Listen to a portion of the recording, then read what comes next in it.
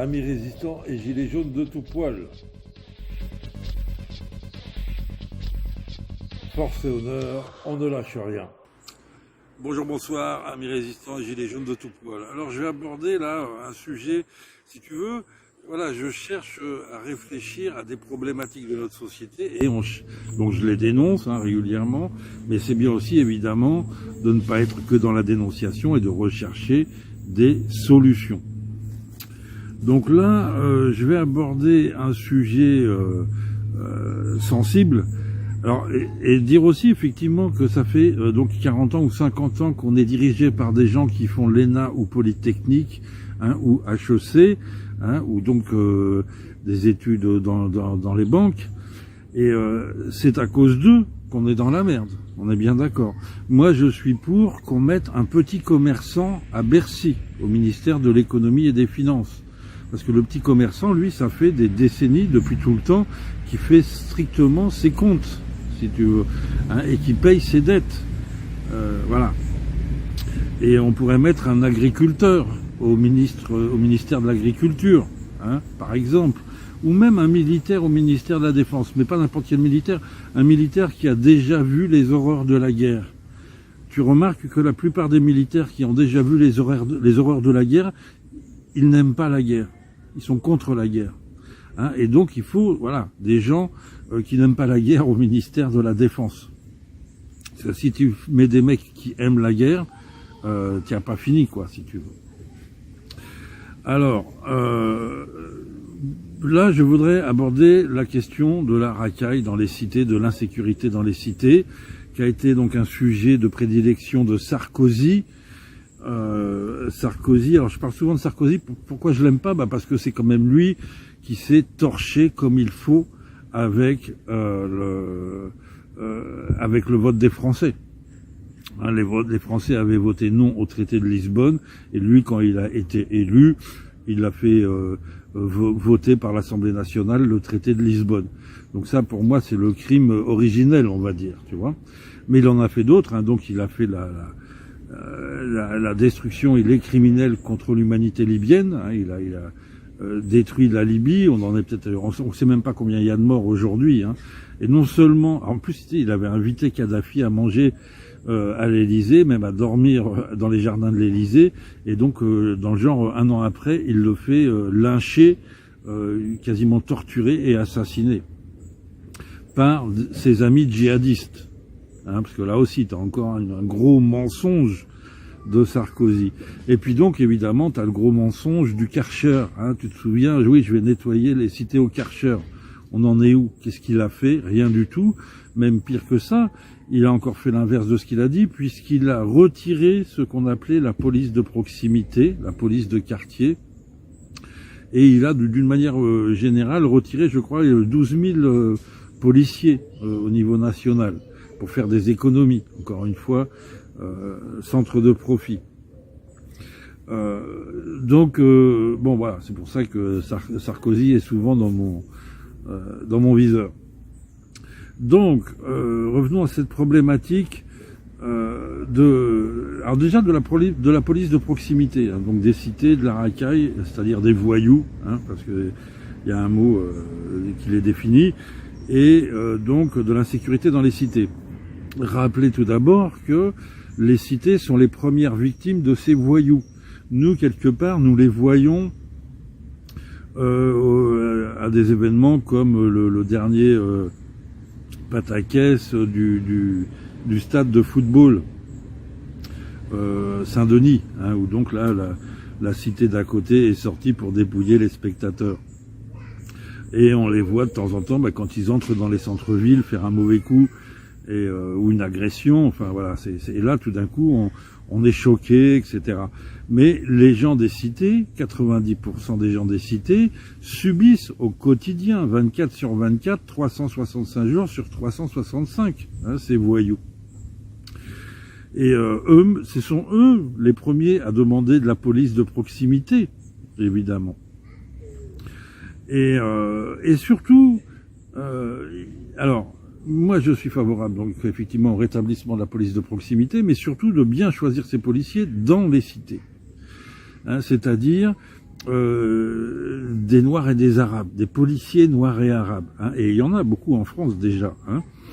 Et alors pourquoi? Mais parce que simplement, eux, ils sont bien plus durs avec les voyous noirs et arabes. Hein. Pourquoi? C'est pas compliqué, parce que quand ils leur mettent une tannée, une taloche, ils peuvent pas être accusés de racisme.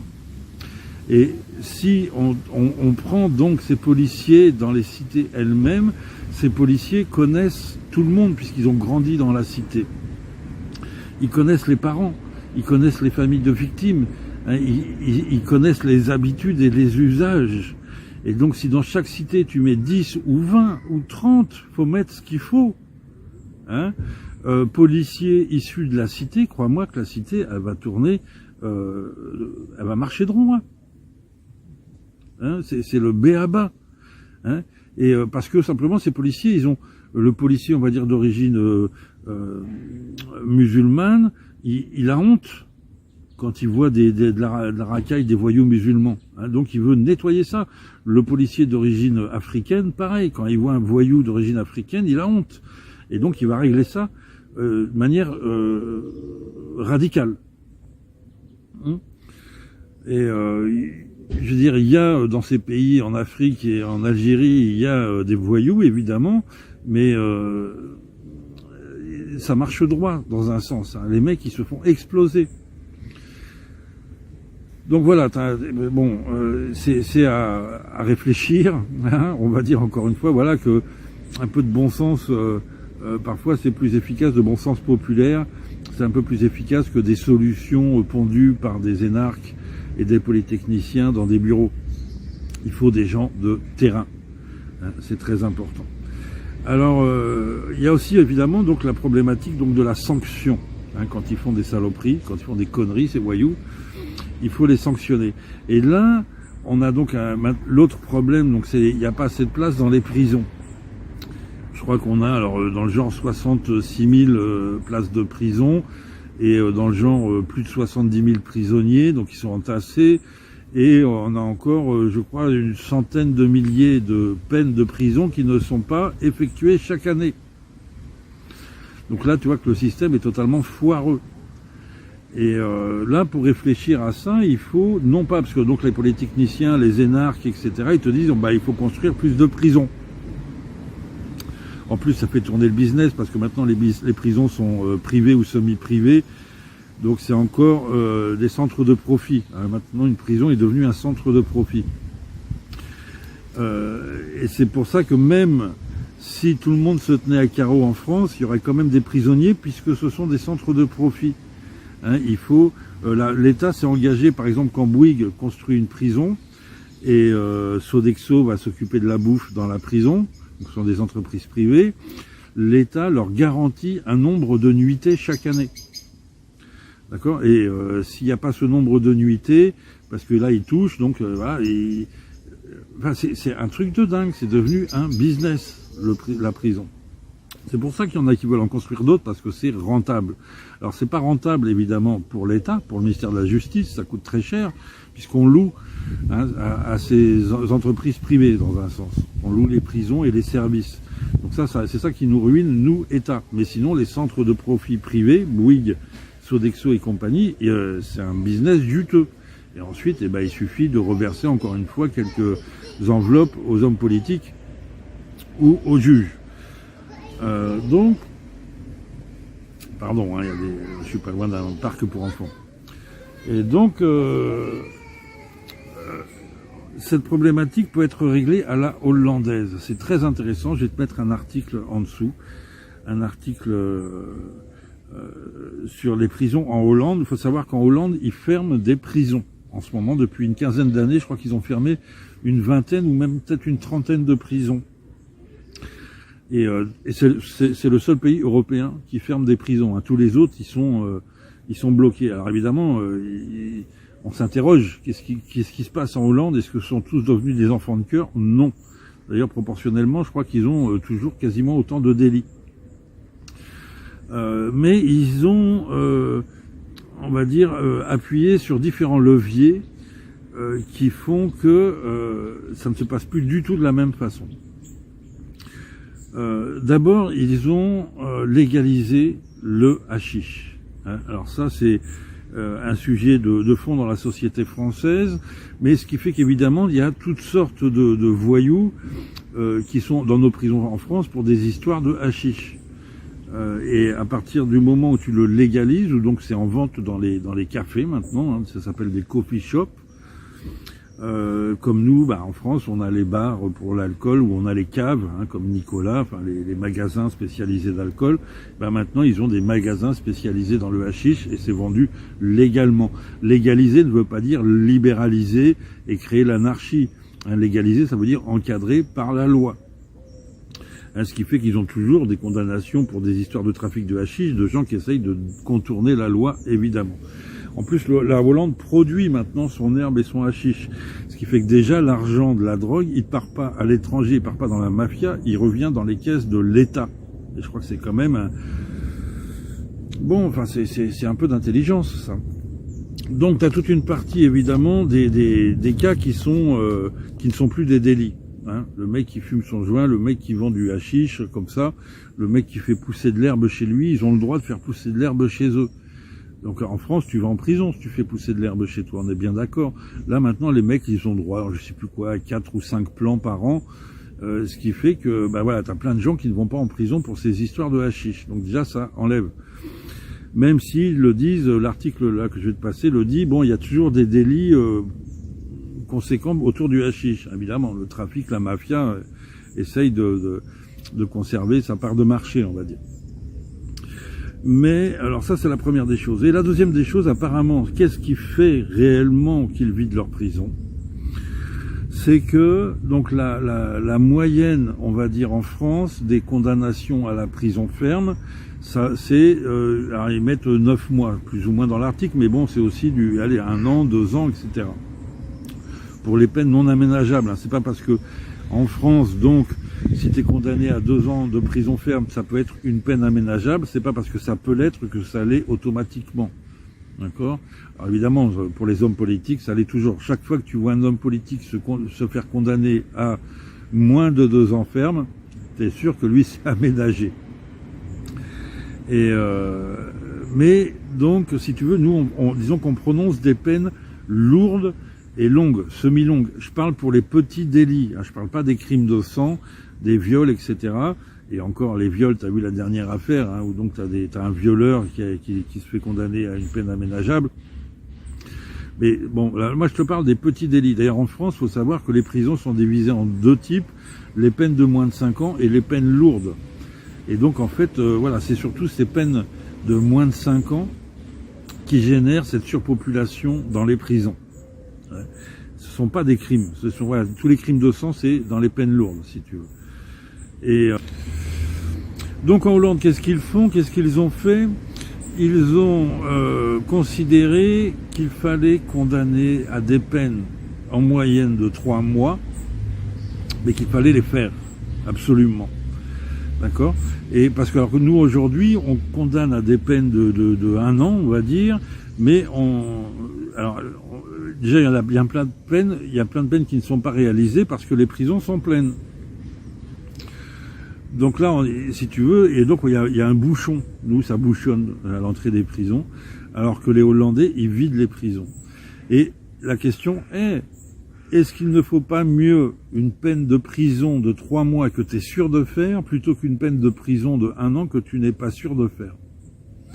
Est-ce qu'au bout du compte, socialement, il ne faut pas taper sur les doigts fermement au gars, c'est-à-dire le planter pendant 3 mois, mais pas le planter totalement, parce qu'il n'en ressort pas encore totalement déconnecté de la société, et ensuite tu peux faire tout un travail de réinsertion, ou le planter pour 1 an, 2 ans, par esprit de vengeance, entre guillemets, mais il en ressort totalement déconnecté.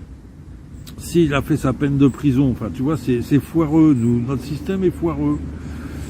Alors que eux, donc c'est ça, en Hollande, c'est-à-dire quand nous, on met un gars en prison pour 1 an, eux, ils en mettent 4 pour 3 mois. Tu comprends? Et là, donc, tu as un turnover dans les prisons qui fait que t'as pas de... ça bouge pas. Et il vaut mieux, je pense, moi, que les mecs soient sûrs de se prendre leurs 3 mois. Quand ils font leur connerie, mandat de dépôt immédiat, et pendant 3 mois,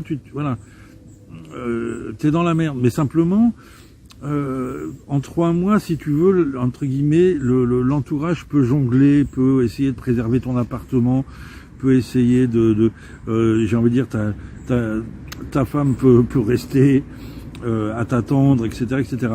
Mais un mec que tu plantes pour 1 an, 2 ans, 3 ans, donc ça va jusqu'à 5 ans, les petites peines, entre guillemets. Là, tu sors les gens totalement de la société, tu les détruis socialement, et derrière, il en ressort un cas social. Hein, alors que si tu fais des peines, encore une fois, fermes, de 3 mois, en tout cas, c'est comme ça que ça fonctionne en Hollande, eh ben écoute, ça tourne beaucoup mieux, déjà, il y a un turnover qui est beaucoup plus rapide, donc chacun fait sa peine, et ensuite, le mec est pas totalement déstructuré quand il sort. Et donc ensuite, au lieu de cramer cet argent dans les prisons, dans les centres de profit, la justice hollandaise, parce à cause des longues peines, la police hollandaise, la justice hollandaise investit beaucoup dans le social. Hein, et va essayer de comprendre pourquoi, va essayer de soigner le mec de ses addictions, va essayer de lui trouver un travail, de régler des problématiques sociales qui font que le mec, en gros, te dit, moi j'ai pas le choix, faut que je vende du shit, quoi, hein, pour faire de l'argent, parce qu'il a besoin d'argent. Et voilà, écoute, hein, voilà, je te passe quelques infos, quelques points de vue sur ces sujets. Donc c'est pas compliqué, plus de police de proximité, une police de proximité sélectionnée, on va dire,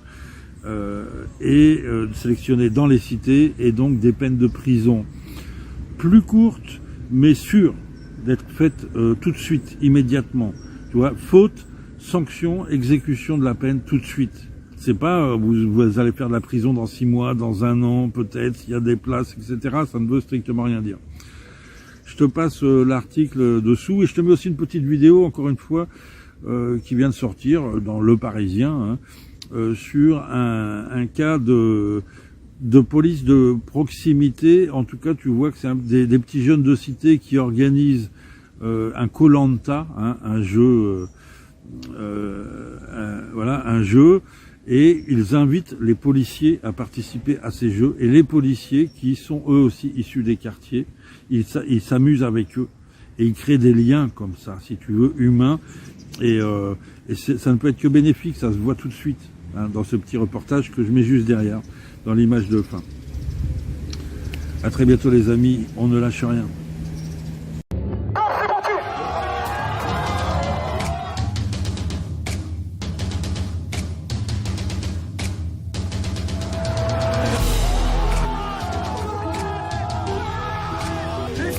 C'est vrai, c'est Hollandais. Ici, c'est vrai, c'est Hollandais.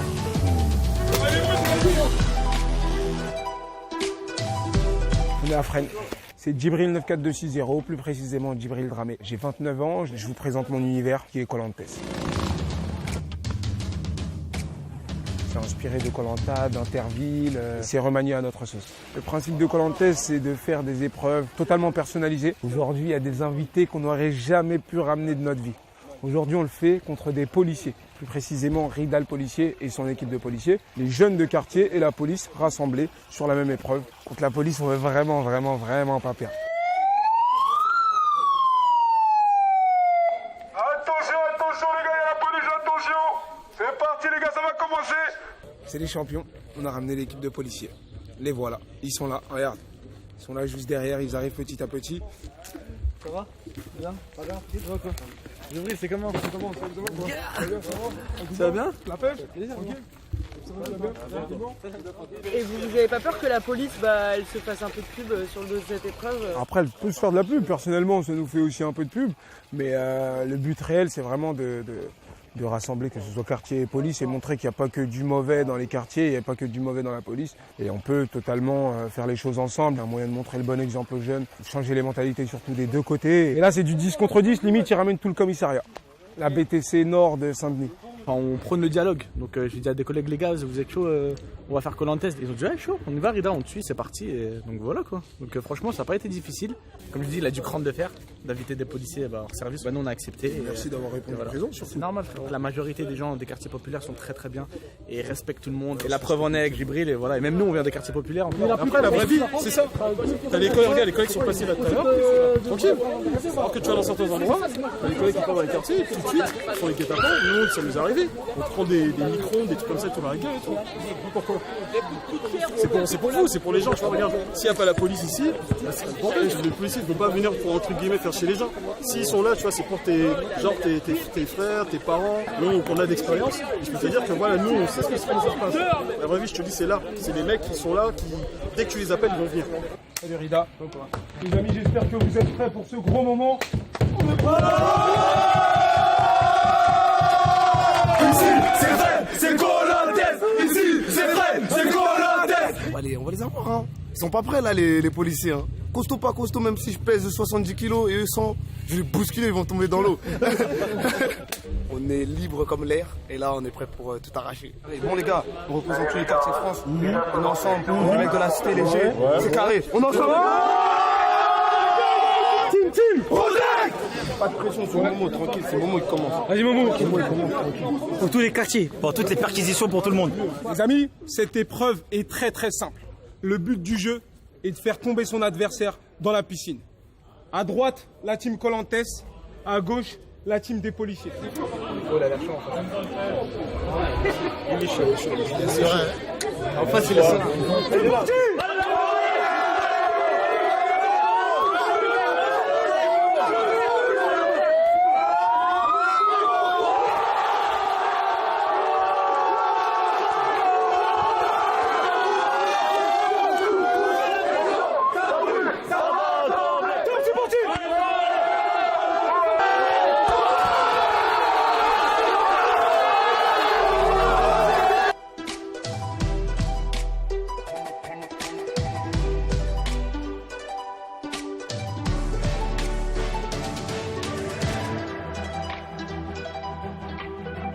Vous êtes prêts? C'est bon, on va pouvoir y aller.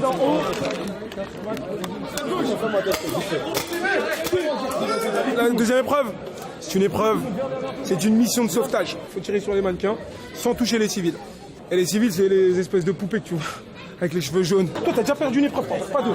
Je fais appel à mon policier. Son. On a l'autorisation d'ouvrir le feu. Vous êtes prêts? Et... Top, c'est parti! Allez, vas-y! C'est bon, tirer, super! Il perd du temps! Il perd du temps! Eh oui, c'est tombé! C'est bon, allez, vas-y! Passe au suivant! Passe au suivant! Accélère, allez, allez, allez, allez, allez, allez, allez, allez! Sofiane, tu es prêt? Sofiane, tu es prêt? Allez, vas-y, Soso! Super, allez, accélère! Bien joué, ça, Soso!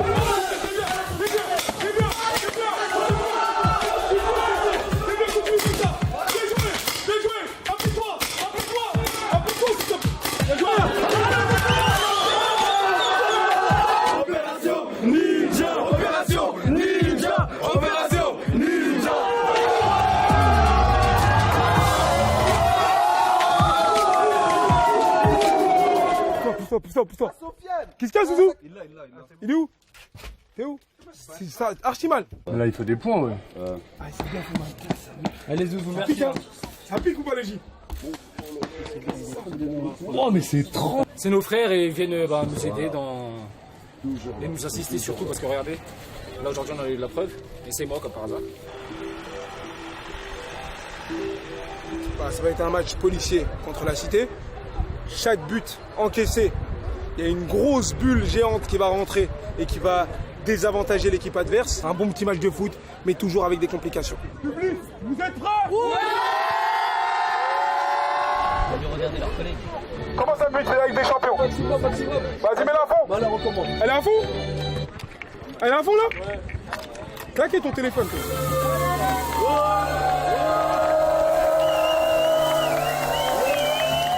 Bon match. Bon match.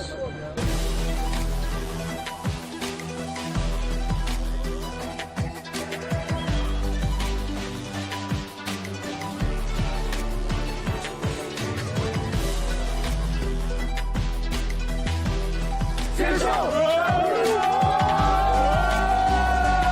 Dodo, dodo. Le but, il est là. Ici, c'est vrai, c'est Kolanté.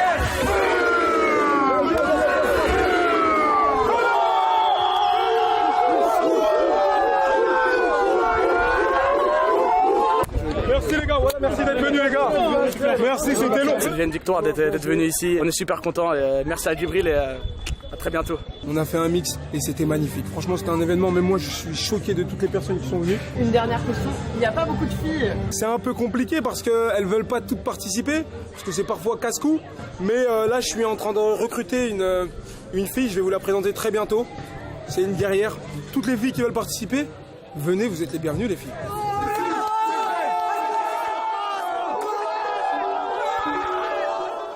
Tu es presque. La personne qui est en train de gonfler cette bulle, c'est la personne la moins futée de la cité. Et là, regarde, elle était en train de gonfler la bulle et elle a compris après qu'elle ne pouvait pas la faire passer par la fenêtre. Oh!